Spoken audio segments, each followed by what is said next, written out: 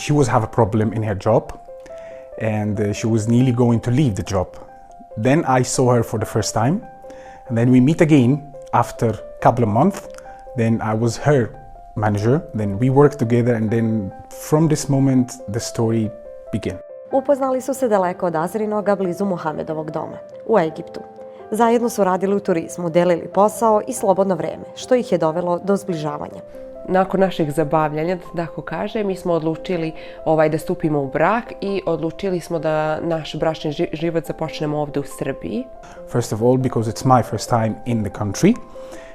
We live in Novi Pazar. Novi Pazar is nice as well, but because my job back in Belgrade, so our flat is there, so literally this is what we are having at the moment, living in LBG. Dolaskom u Srbiju započeli su novo poglavlje njihovog zajedničkog života. Postali su roditelji, a sada već 7-mesečni Rahim čini najbogatiji i najzanimljiviji deo njihove priče.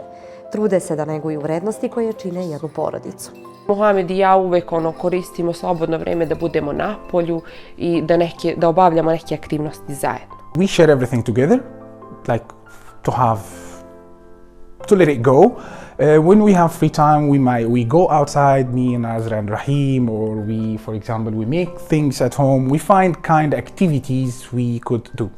Najvažnije u porodici je sloga i razumevanje, pre svega između partnera, da postoji neki sklad, da se oni dobro razumeju, da se međusobno poštuju i da razgovaraju. Kako i sami kažu, porodica treba da bude osnažena sa svakog aspekta, jer je zdrava porodica jedan od glavnih uslova za stvaranje zdravog pojedinca, ali i zdravog društva. Family for me means everything.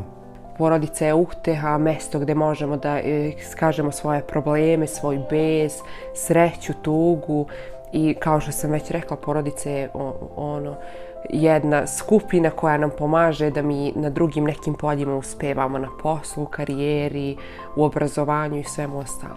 Kao osnovna ćelija društva, porodica bi trebalo da predstavlja stabilnu socijalnu zajednicu u okviru koje među njenim članovima vlada poštovanje, međusobno uvažavanje, podela odgovornosti, poverenje i ljubav. Love, the care, sharing everything, helping each other, supporting each other to survive in the life.